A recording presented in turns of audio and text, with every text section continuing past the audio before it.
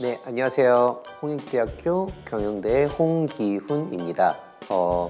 오늘은 제가 NFT 관련된 이야기를 하려고 나왔는데요. 요새 NFT 핫하죠.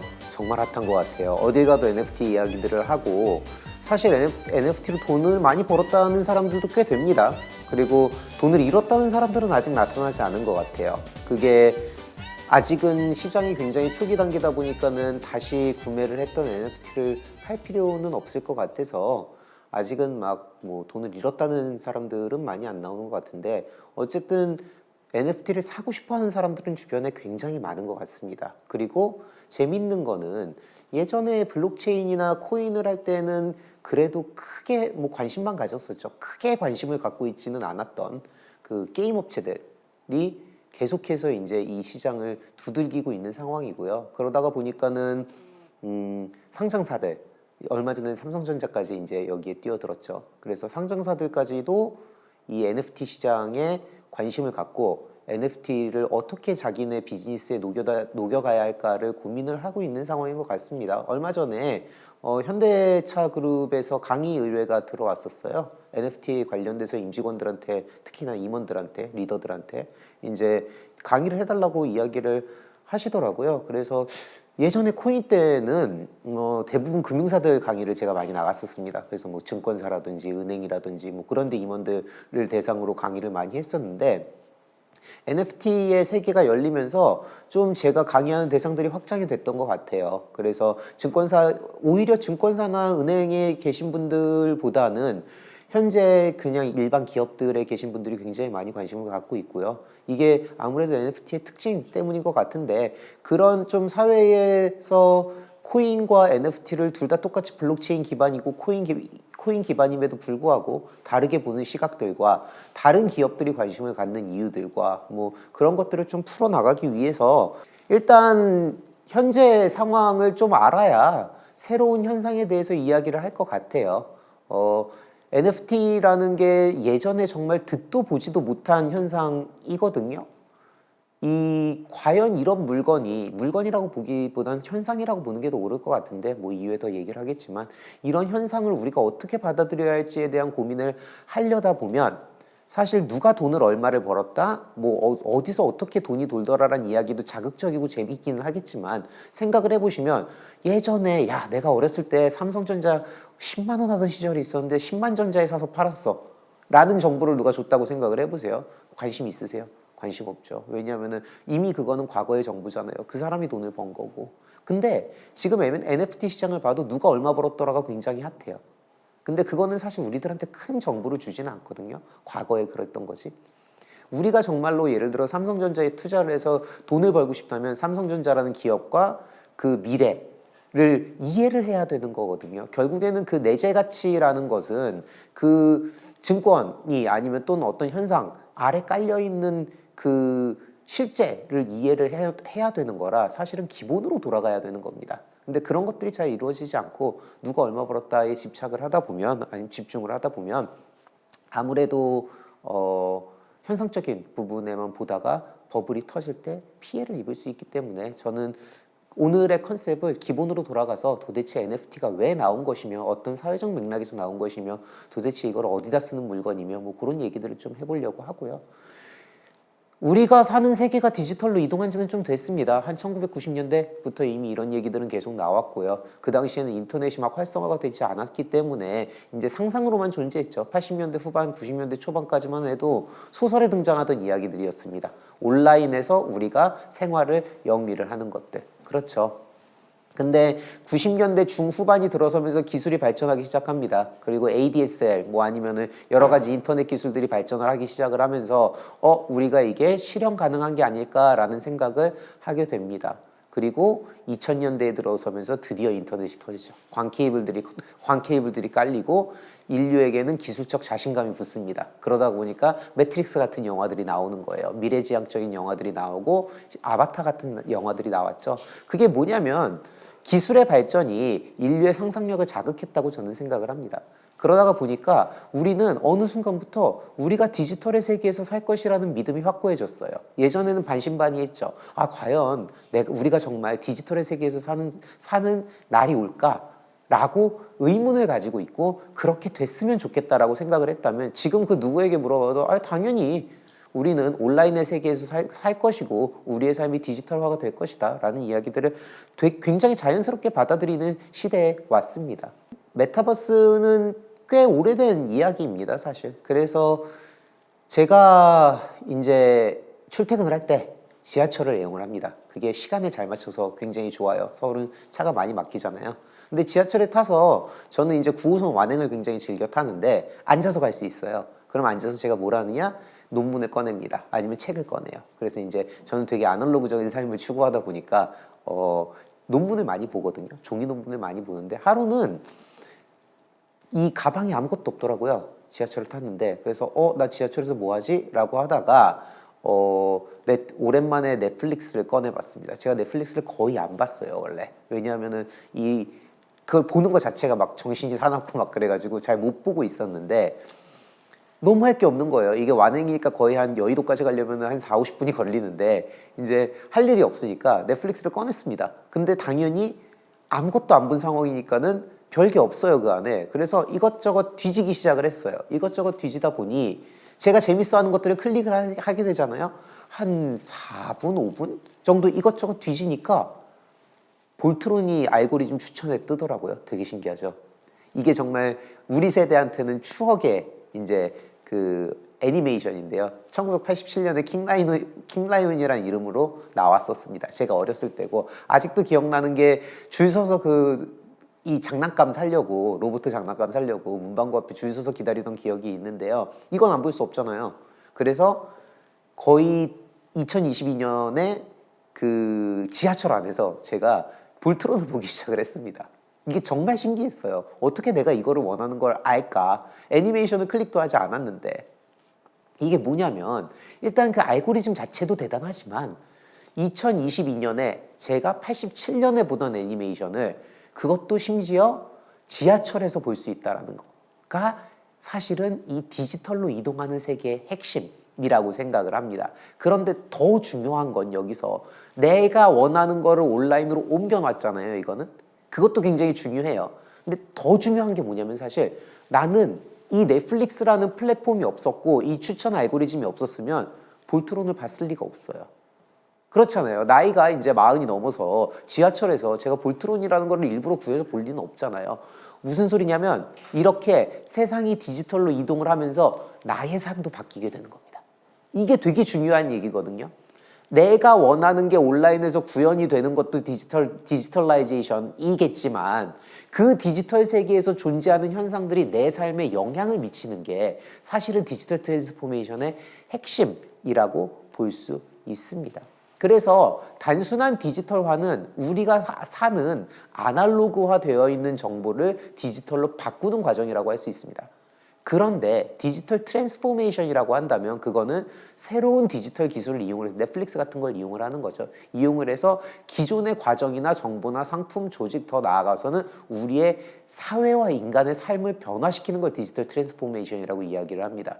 이게 뭐냐면 디지털화는 내 삶을 전자화시키는 거라고 생각을 한다면 디지털 트랜스포메이션은 내 삶이 완전히 그 안에 들어가서 바뀌는 걸 이야기를 하는 겁니다. 그래서 우리가 일반적으로 이야기하는 나의 삶이 디지털화가 된다라고 얘기를 하는 거는 단순한 기술의 구현일지 모르겠으나 디지털 트랜스포메이션은 기술의 관점이 아니라 사회의 관점에서 봐야 됩니다. 왜냐하면 디지털 트랜스포메이션으로 이루어진 온라인의 세계에서는 사람들의 삶이 바뀔 거고요. 그 바뀌는 거에 따라서 새로운 규범들이 나타나야 되고 새로운 규칙들이 나타나야 된다는 겁니다. 그러다가 보면 내가 지금 아날로그에서 살면서 가지고 있는 가치들이나 아니면 사회적 규범들이나 이런 것들이 다 바뀐다는 얘기예요.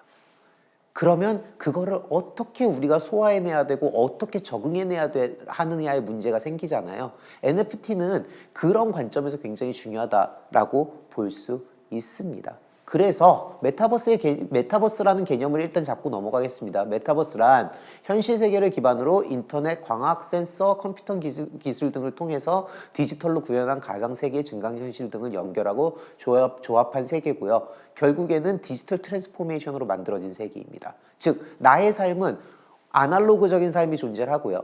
그 아날로그적인 삶이 디지털 공간에서 구현된 게 있다면 그 디지털의 삶이 새로운 이 나의 삶의 패턴을 만들어서 그 디지털의 세계의 삶이 다시 아날로그의 삶에 영향을 미치는 게 메타버스.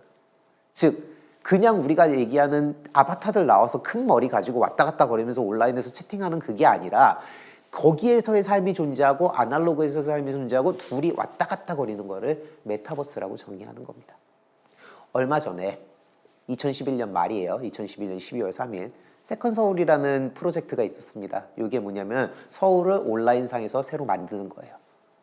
그리고 서울에서의 부동산이 사기 어려우니, 구매하기 어려우니 온라인에서 부동산 한번 사보자 라는 이제 취지에서 만들어졌고요. 요렇게 보입니다. 화면에서 보이듯이 요렇게 보이고요. 이 서울에서의 부동산을 팔았어요.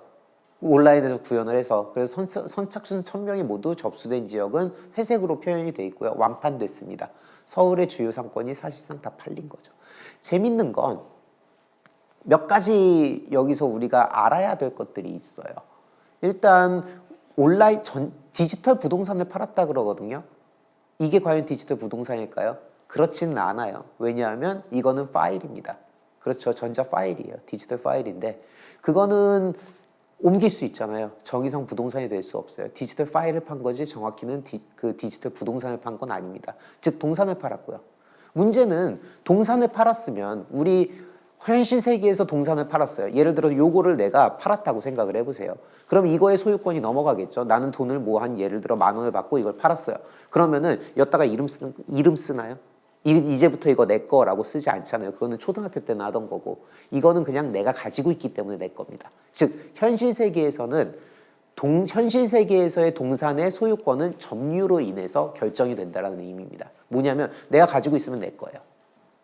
그런데 부동산은 달라요. 왜냐하면 내가 내 아파트 뜯어서 갖고 다닐 수 등에다 이고 다닐 수 없잖아요. 그러다가 보니까 부동산은 내가 들고 다닐 수 있는 물건이 아니라 움직일 수 없는 물건이기 때문에 뭔가 내 소유권을 증명할 만한 서류가 필요한 거예요. 그거를 우리는 등기라고 부릅니다. 그래서 정부에서 그 등기에 대한 보장을 해주는 거예요. 그 등기의 신뢰를 정부에서 주는 거죠. 이거 당신 거 맞습니다라고 해서 정부가 보장을 해줍니다. 그래서 등기 사업은 정부의 사업이고요. 공공사업입니다. 그리고 우리가 현실 세계 부동산의 소유권을 등기로 증명을 하게 됩니다. 온라인상에서의 부동산은 어떻게 소유권을 증명해야 할까요? 라는 문제가 생기는 거예요. 왜냐하면 이거 분명히 우리는 온라인상에서의 부동산이라고 불렀지만 법적으로는 동산이에요. 전자 파일이니까. 그러면은 동산이니까는 현실 세계에서는 점유로 소유권을 증명해야 돼요. 문제는 점유로 소유권을 증명할 수 있냐? 그러면 이 서버를 들고 다녀야 되거든요. 왜냐하면 이거는 각자한테 팔기는 했으나 이 파일, 이 플랫폼 자체는 외부 서버에 저장이 돼 있잖아요. 그럼 그 서버에 있는 물건을 내가 빼올 수는 없잖아요. 그러면 그 프로그램이 돌아가지 않을 테니까요.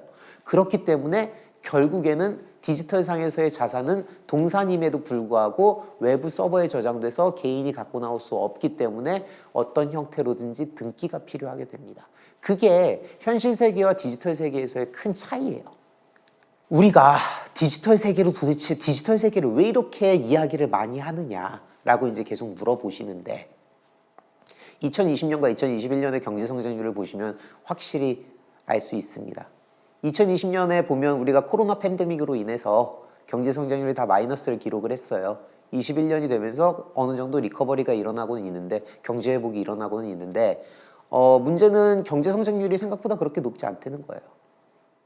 이게 굉장히 큰 문제입니다. 물론 이미 2008년 이후에 뉴노멀이라고 해가지고 경제 성장을 멈췄어요. 근데 코로나로 인해서 전 세계가 경제적으로 타격을 입었죠. 2021년에 겨우 좀 나아지려고 하니까 러시아랑 우크라이나랑 전쟁을 해요. 도대체 왜 이러는 걸까요? 라는 얘기를 하고 싶은 거잖아요. 왜 나한테 왜 이래? 정말 그러고 싶잖아요. 이제 좀 성장하려고 하니까 천연가스하고 기름을 수출을 못하게 만들어 놓잖아요. 그래서 원자재 가격이 폭등을 해서 다시 경제 성장률이 조정되고 있는 중입니다. 힘들어요. 모두가 힘든 상황이에요. 신성장 동력에 대한 갈망은 절박합니다. 이미 2008년부터 그 절박함이 있었는데 이제는 더 힘들어졌어요. 당연히 경제학에서도 이야기를 하지만 기술의 혁신은 노동과 자본의 성장 없이 생산율을 증대시킬 수 있습니다. 그러다가 보니까 우리나라도 2013년에는 창조경제, 2017년에는 혁신경제라는 그 테마를 가지고 나와서 기술의 혁신을 이루려고 노력을 한 거예요. 이미 대실패로 끝났다는 것은 우리가 다 인지는 하고 있지만 일단은 우리가 경제가 성장을 멈추면 당연히 인류는 기술에 눈을 돌릴 수밖에 없어요. 이 상황을 더 악화시킨 게 코로나 바이러스로 인한 팬데믹입니다. 그래서 그렇지 않아도 우리는 메타버스로 가고 있었는데 이거를 그냥 촉진시킨 거예요. 여러분들 요새 회의하실 때 보거나 아니면 친구들이랑 만날 때 보면 줌으로 많이 만나죠. 근데 우리가 이 2000년대 중반이나 2000년대 후반, 2010년 정도까지 온라인의 세계에서 누군가를 만날 거라고 생각을 하면 어떻게 생각을 했어요? AR, VR 기계 갖다 놔가지고 그 안에서 대면으로 만나서 정말 사람 만나듯이 만날 거라고 상상을 했잖아요. 줌처럼 만날 거라고 아무도 상상 안 했죠.